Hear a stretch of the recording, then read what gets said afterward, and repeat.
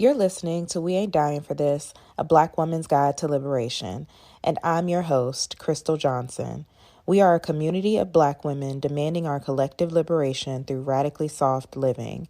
Each week, we share the stories of Black women who have set themselves free from the expectations of others and are living on their own terms.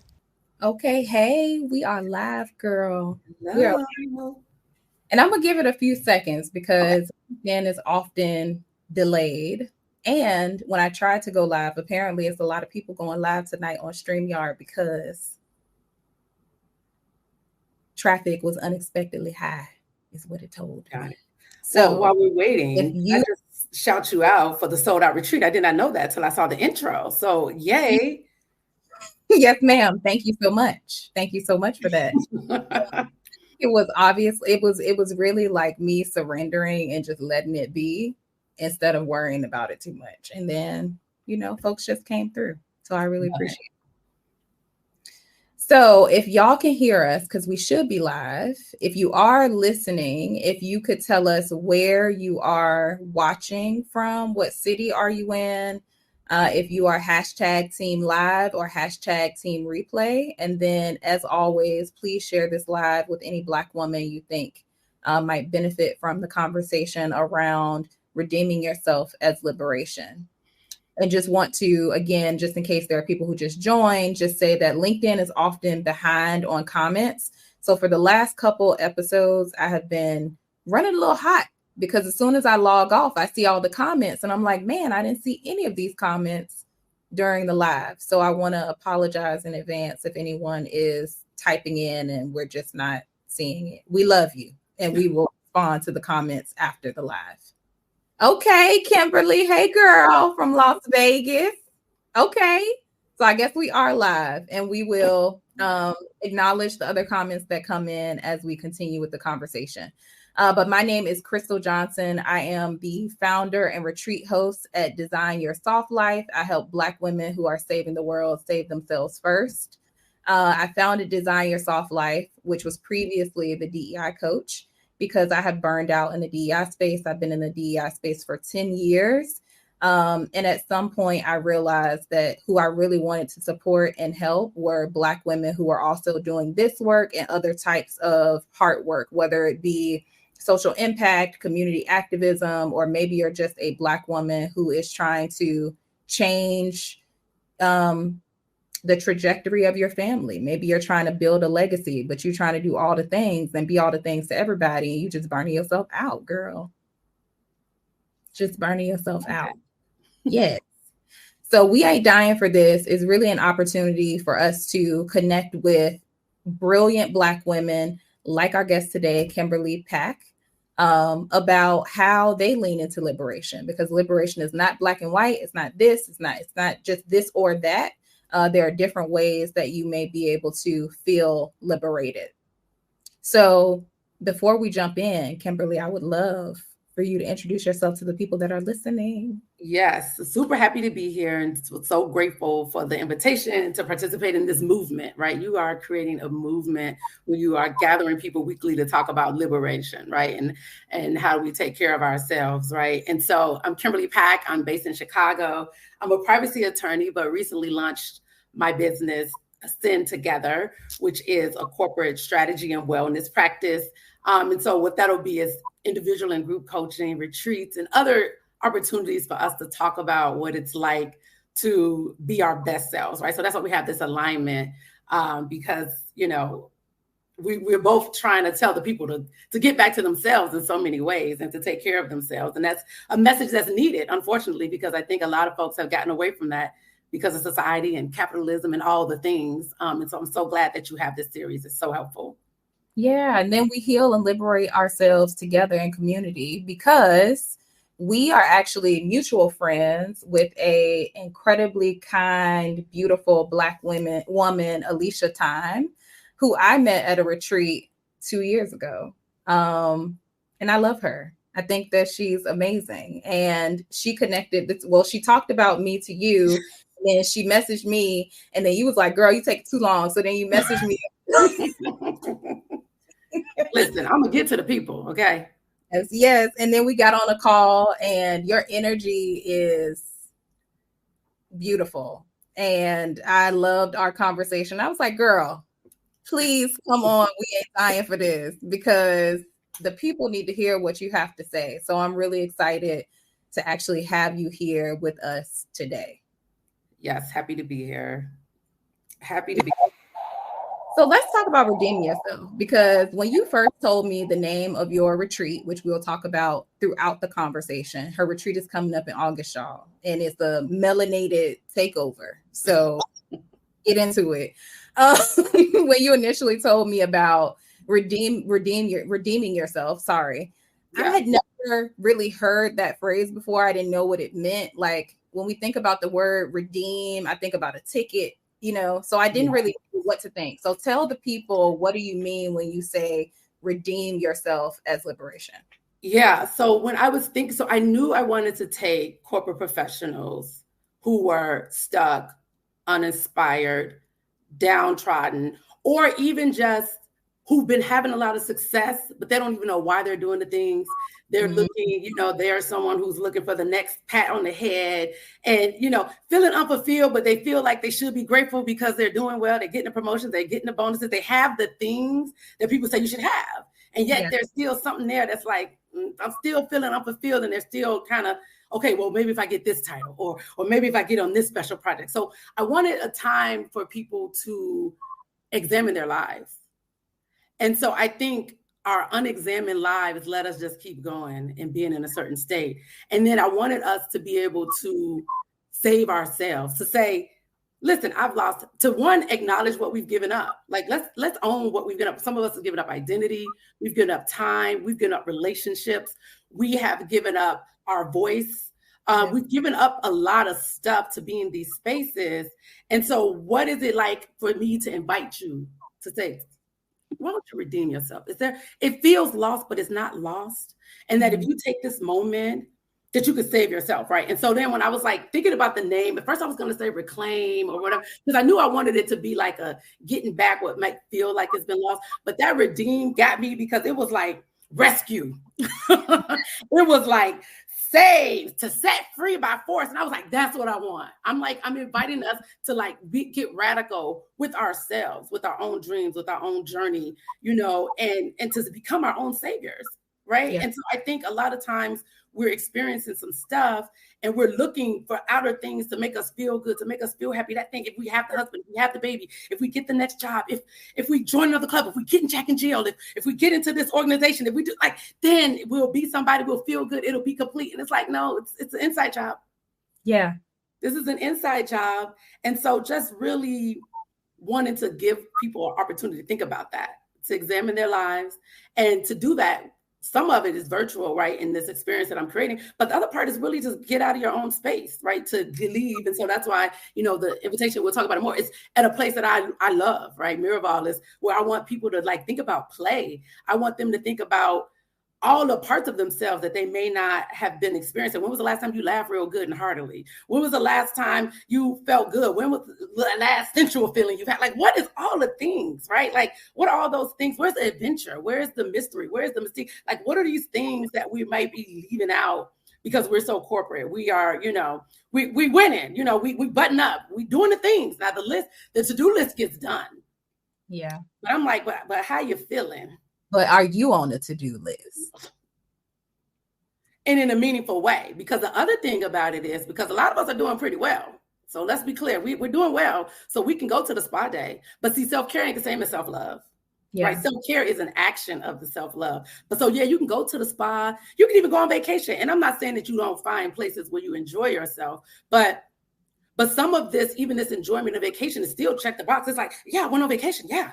I went to Morocco. You have pictures to show that you did something, that you're free. Some of it's still very performative. We get on a trip and you still doing stuff all day long. Or you just so exhausted that you didn't rested and you didn't missed everything because you haven't been taking care of yourself. Or you're the opposite, right? Overcompensating. You're on the live. You're posting the pictures to everybody so people can look like your life is good. Yeah. But I'm living, y'all. I'm living. Are we? Yeah. Are we living?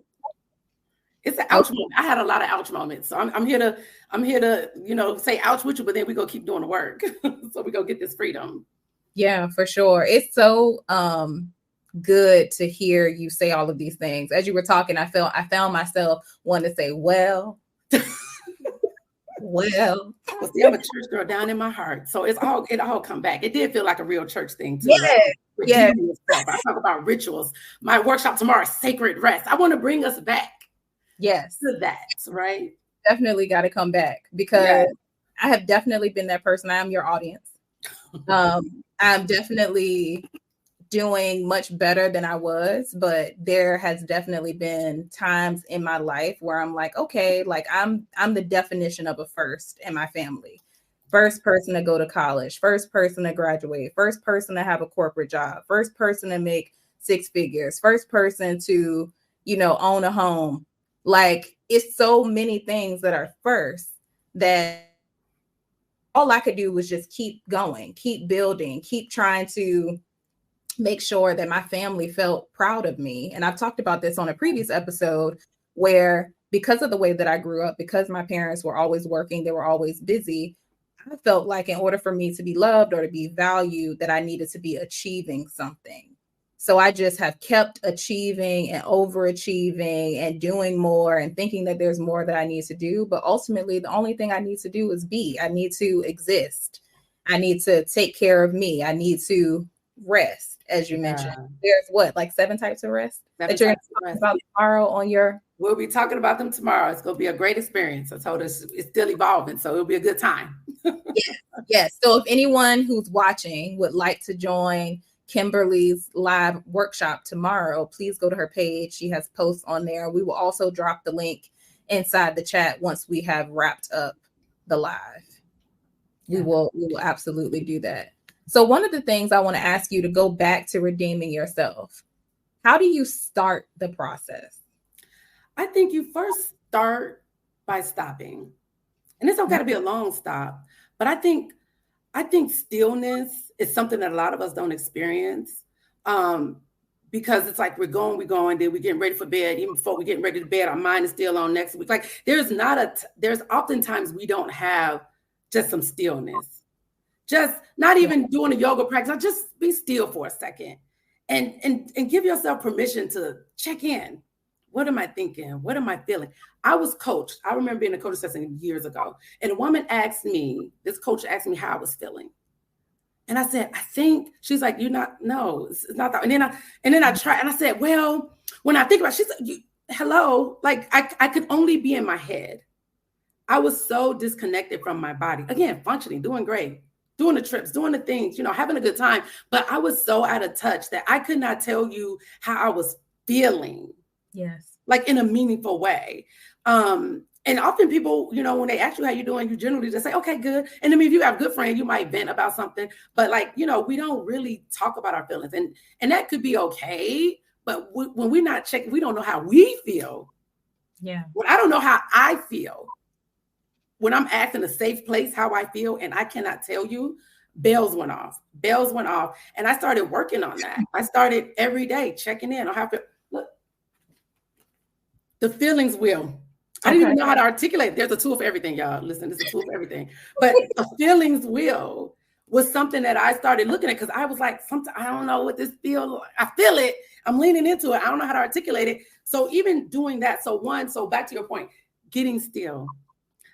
This is not like you quitting your job, and just getting still. Just start the practice of checking in with yourself in a meaningful way.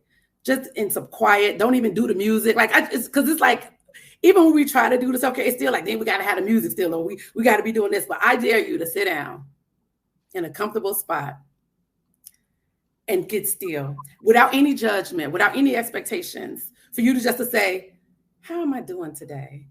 How am I feeling?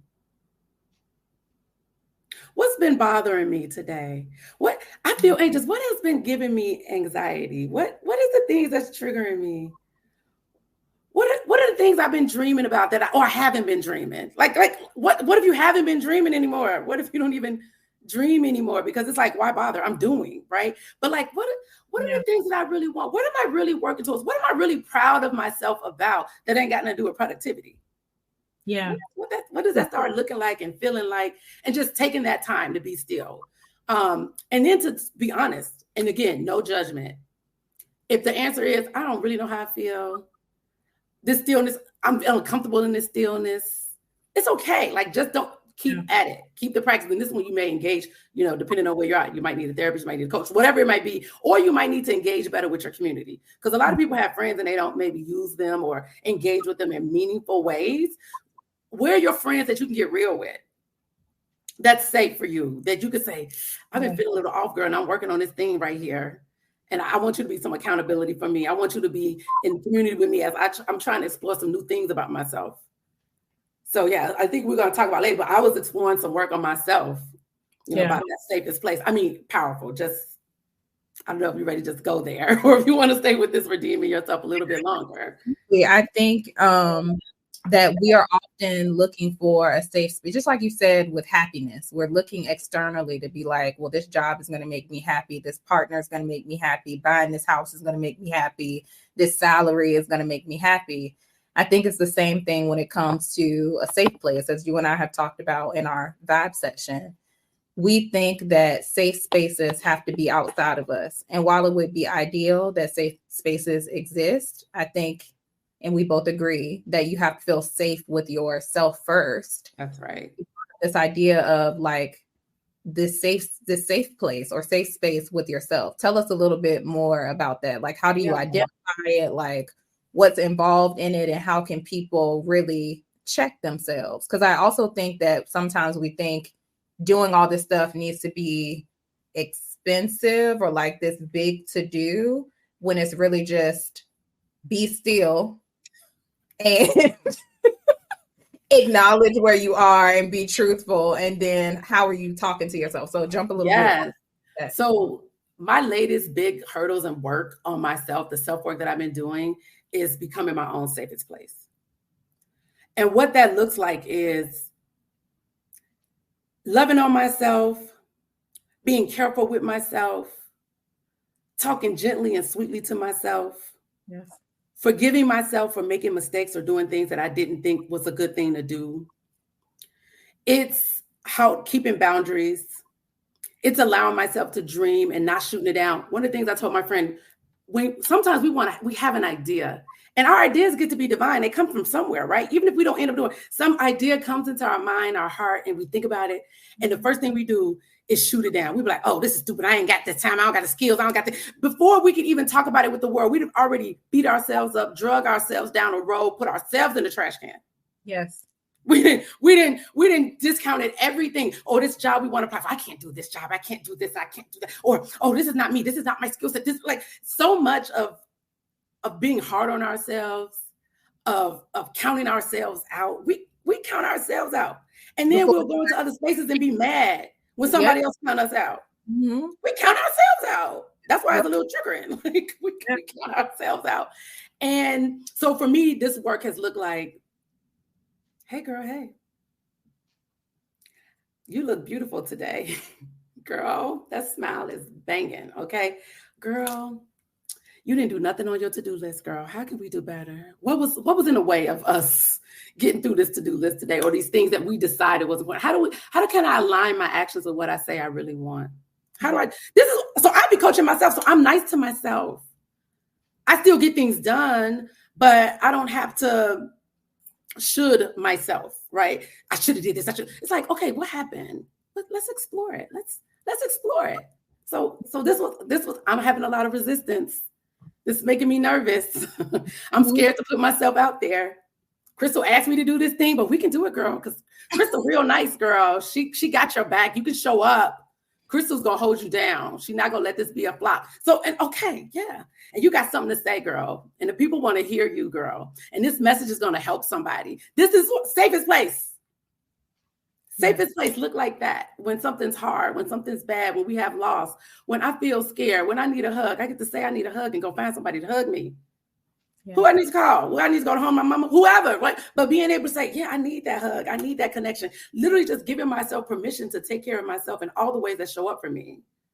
If my body says I'm tired, I don't have to say, body, be quiet. We have work to do. We have to show up. I get to say, oh, my body's talking to me. Because safest place, take care of my body, spirit, mind. My body said, oh, my body has a pain here. I need to tend to this pain. Not, oh, I get this pain all the time. I have told people like, my back been hurting me for years. Now your back should not be hurting you for years without you getting some attention to it.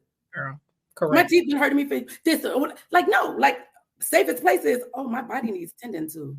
Oh, I feel a little exhausted. Is this sleep or is this, I need some creativity? What is it that I need? Do I need some emotional rest? Do I need some social media rest? Do I need, some people rest? Do I need to get with my people? Like, that's when you become your safest place. Now you can cut out a lot of noise because at the end of the day, you good to yourself. You your biggest cheerleader. So now you get the idea, you're like, oh, I want to explore this. I want to explore this. I don't know exactly how to start this, but let me think about who would help me to take this first step versus you ain't good enough. You can't do this. You can't do. Who do you think you are to want to do this? So it's amazing. So I'm going to be a millionaire. I don't know how yet, but it feels good. It feels right. So we're going to explore that. So much that happened for us. Yeah, absolutely. And what I'm thinking about right now is like people pleasing is kind of what's coming up for me, where we abandon ourselves a lot of times and the things that we need in service of other people. And we have been conditioned to believe that abandoning ourselves is selfless. It is selfless, but not in a positive way.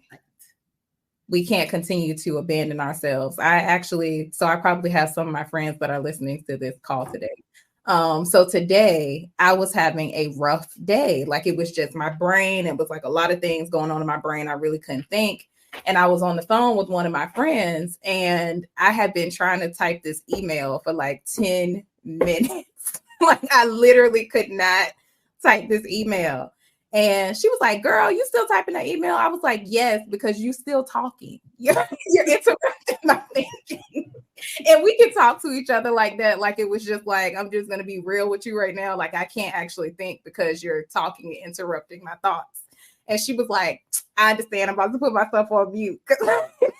And I'm like, thank you for that. Like I spoke up for myself and saying, I really can't write this email because you're talking to me and my brain is just not catching up with what it is that I'm trying to write. And the person that's part of my pack said to me, yes, I can give you this space. And even after that, I just was like, you know what? I have been on the phone a lot today. Before I got on this call, I went to go take a shower. I was like, I'm not taking my phone with me because I need time to myself to just relax, just to release, just to be with myself. And that is literally not something that I used to do.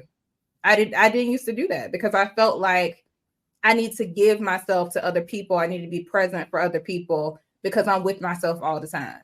We might be with ourselves all the time, but like you said, we're not paying attention to ourselves. We're not prioritizing ourselves. We're prioritizing other people. Yeah. And that's the part, right? We're with ourselves all the time and then we abuse ourselves. And I'm so glad you said abandon because that is the opposite of redeem. The opposite of redeem is abandon, disregard, miss, ignore. That's the opposite of redeem. We ain't playing that, but that was good. Give me a high five, girl.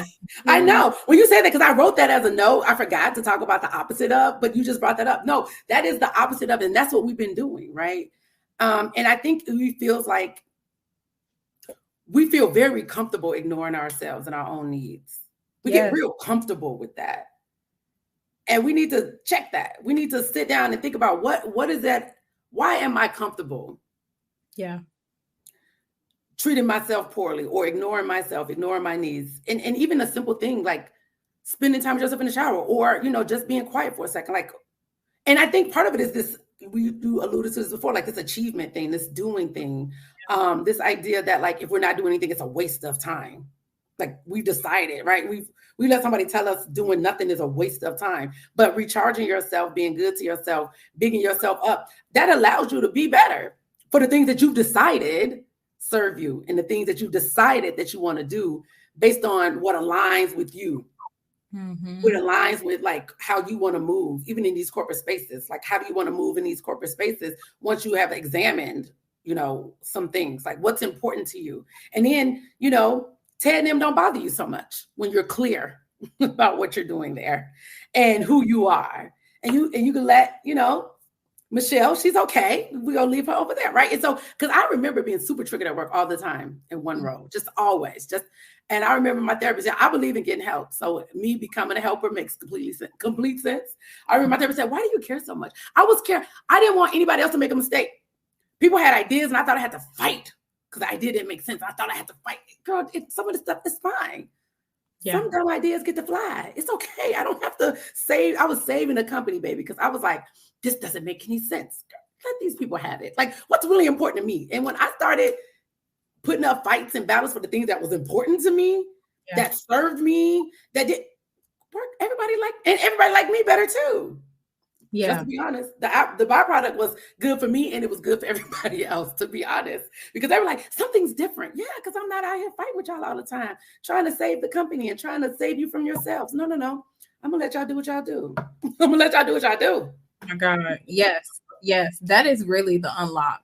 But what's interesting is like last week, as you know, like we talked to Christy Rutherford about happiness as liberation. And what you just talked about is like the premise of a lot of the work that she does is like, just let people be people. Like you cannot run down behind people and make them want to do stuff. Like the way that you free yourself and the way that you change the way that society says things should look like. Yes, we know that there is a pay gap. We know that, research tells us all these negative things about the workplace. And would it be ideal if things were different? Yes, absolutely. But we're not finna change them people. So the point of the matter is how do you change yourself for you, make yourself better? Because when they doing all the crazy stuff that they're doing, it's not going to bother you anymore. Right. Because you know who you are. You know who you are. So now it doesn't even matter what it is that you're doing. Or just even the pay gap situation. Like her and I were talking last week. And when I went through her coaching program, like someone told me, good luck with getting the number that you said you wanted. And I was like, damn. Like I almost listened to that person and said, no, I'm not going to do that. But because I walked into the room and because I knew who I was, I said the number out loud and they said, all right. And you know what? We can give you a little extra. Listen. So it's like, yes, those things exist, of course. But why can't you be different? Why can't your situation be better? Yeah. And we can, and so we're not gonna act like the systems don't need to change, right? So we understand that. We understand that there's bias in the workplace. We understand all that stuff. But at the end of the day, you need to make a decision that you go play the game. Yeah. Like, that's a decision. I think a lot of people go to work and then they just act like they don't know where they at. And they're just like, where's the fairness and the justice? It's not here, baby. It's not here. It should be. It's a work in progress, right? There are people who are actively working towards it, but it's not here. So for us to come in, we just have to understand what the game is and just know that we empower ourselves. I'm playing this game. What are my plays? What are my strengths? What's my what's my stuff? And then I'm going to do that and then I'm going to go home. Mm-hmm. Yeah, exactly. Focus on what is rather than what you wish it would be. That is like the most profound thing that I've ever heard. And it literally transformed my whole life. Is there are so many things that I wish were like this, but they're not. Yeah. So because they're not, how am I going to move right now? Also still work towards equity and justice.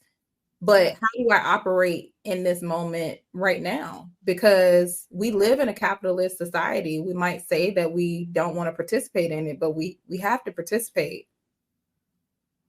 Yeah. So yeah, just focus. I, for one, don't want to be on the grid. I don't want to be off the grid, catching my own animals and finding my own water. So I'm in it. I'm in America. This is where I am. This is where I'm going to be. I know some people are escaping. That's fine. This is where I'm going to be. This is where my aging parents are. So this is where I'm going to be, right? So what do I need to do here in America to, have success as I define it for myself? And I think that's important too. What does success mean for me in corporate America that I define, right? And I'm not worried about anybody else. So maybe that's not this high title. And if you want that, then you can pursue that. So this is not about me telling people what to do. I'm telling you, for me, I know what I'm looking to do and where I'm looking to be and what matters for me. And when I get that, that's going to be good for me. And I'm going to accept things they are. And then I'll do my part, right? So my part, I'll be a mentor. I'll be a sponsor. I will note the things when I see something that's wrong that makes sense for me to know. And then otherwise, I'm going to let the system play out. I'm going to let the game play out. Yeah. I'm just a player in the game. That's it. Totally. And you're a player in the game. However, there are people that you're building around you, your pack. Yes.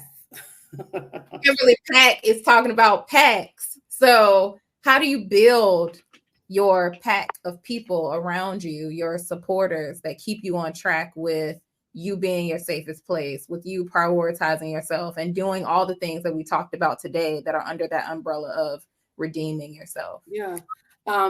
It's a funny thing. I just want to call out what's so funny about this, because I was calling my work around this build your professional tribe. And Chris was like, girl, your last name Pack. You better use that name. And I was like, oh, I never even thought about it. And so now I'm building your professional pack. So this is some influence. Okay. She is my unofficial mentor. Okay. So I was like, I never even thought about using my name. That makes perfect sense. So anyway, so that's the rub. That's the little giggles behind that, because she is an influencer. Okay. A welcomed influencer of my work. So when we think about our pack, so there's a professional pack, and it could bleed over, but then you need your everyday pack. And I think one of the first things you need to do is just assess what you have. Who's in your life? Who do you feel comfortable with talking about the things that you need to talk about? Who do you feel comfortable with talking about, negative feelings, bad things, being scared, losing some hope, like being afraid? Like, who are those people? And if you don't have anybody, then that's the work, right? You need to start building some more healthier relationships with people that you can have those conversations with. And they may be there and you guys have never not done that before. Or maybe you feel like you presented yourself in your friend circle as somebody who always has it together. So if you can start taking off some of those masks with these folks that have, as you observe them, that they are trustworthy and can handle that. And you just test out and let people show you who they are. So maybe if you've never done this with somebody, you wouldn't lead with the most hard-hitting thing, but you can start building from there. So in my personal life, I have a lot of friends, and I talk about certain things with certain people, and it's okay because it all together, it fulfills, right? So there's people who I talk to every day. Like when they go on vacation and not available, I'd be real sad. I'm like, get back home. So I have those people who I could talk about, like, this is what I'm doing. This is the mistake I made. Like, and they don't judge me. They're here to cheerlead me. They're on my side no matter what. They will still tell me when I'm wrong, but they want me to win. Right. So if you don't have people in your circle that for a fact want you to win. I have friends that signed up for my workshop. They don't even care about what I got to talk about, but they signed up and they showed up for me and they gave me some good feedback, because I'm new to this. So these are my friends who are supporting me, who are showing up in a small way. They got an hour for me. Like, I have an hour for Kimberly and her new business. Of course I do. Oh, I'll test out her Zoom leads because she don't know what she's doing. Yes. So again, who are these people who are supporting me as I'm doing something new? I'm doing something very scary. I'm doing something with a lot of uncertainty, but I'm okay with that. Right. And so who are those people? There's people who I've not spoken about this at all. The only thing they know that I'm doing is what's on LinkedIn. We have not had a conversation, and that is okay. So I'm not, and all of this is without judgment. So think about who it is in your life there are some people, like I have people who like culture stuff. This seems weird, but I really enjoy plays, and I have some friends that would never go to a museum or play. So I got to find other people. Mm-hmm. So I have people who I do concerts and plays with. I got people who I do this and that with, but I have that core group of people who I have people that I travel with, people that I absolutely will not travel with, but they my friends. We're not going nowhere together except to the restaurant. Mm-hmm. We can go to the restaurant together. We can go to the movies together. We're not going on the trip together.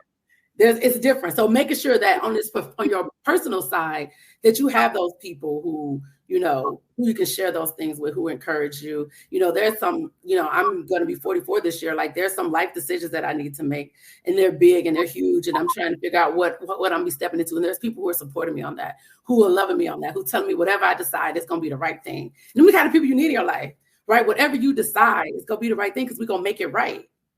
Once you make the decision, make it right. And so I have friends in my life like that. So then professionally, you'll have your sponsors, mentors, your planners, just all that. So people talk about that all the time. And if you don't know that stuff, I'm leading a workshop every Tuesday evening on that one for the rest of the month. But you need to know who in work, who are the people who are going to be supporting you for like your work goals, your work aspirations, because that's a different set of people. And that's an intentional set of people, other than the advocates, who are the people you're interacting with all the time, who can speak well of you because you're generally showing up as a team player, delivering value, all that good stuff. But the start is to assess. Everything is an assessment. Because it's this unexamined life that has us on a rat race and a wheel, and we're just doing stuff and we don't know why we're doing it. We don't know why we're doing it because we never examine.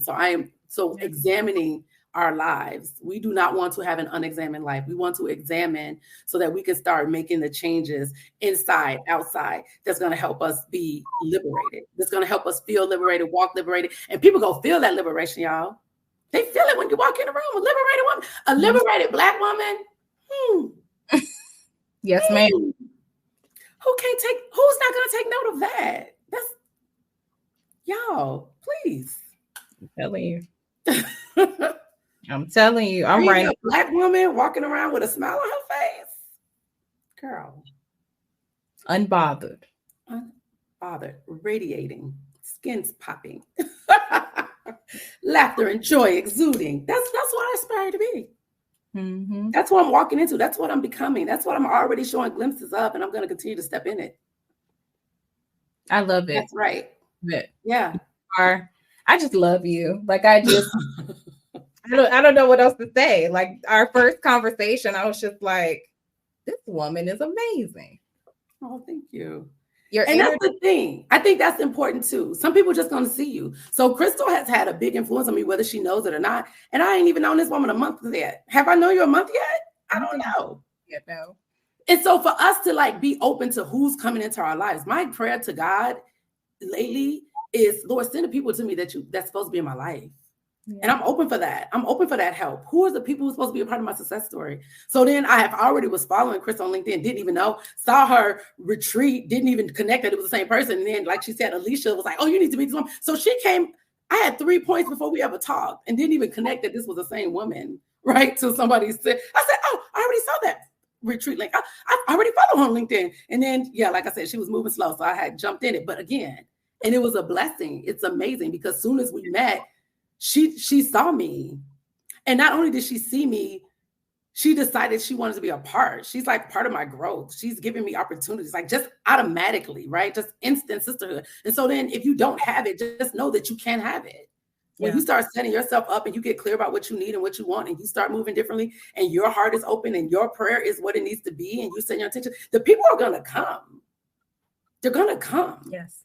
So you don't have to be sad about it. You don't be down about it. I know some people, on the internet, that's something that people don't have the healthy connections, right? They don't have the connection. They're like, oh, the big joke is if somebody say, oh, you won this thing for dinner for 10, they're like, who has 9 friends? People literally are like, and if your circle's small, your circle's small. But to the people who are insulated, the people who feel alone, the people who don't feel like they have somebody that have their back, that's something worth you working on. That's something worth you working towards, because living in a life where nobody has your back is, even if you're your own safe space, but your safe space self is going to have people in your life that will also uplift you, protect you, provide, and that's what you want to have. And that's available to us all if we're willing to do the work, if we do that assessment, and then we start positioning people. And then some people need to go. Not everybody, but some people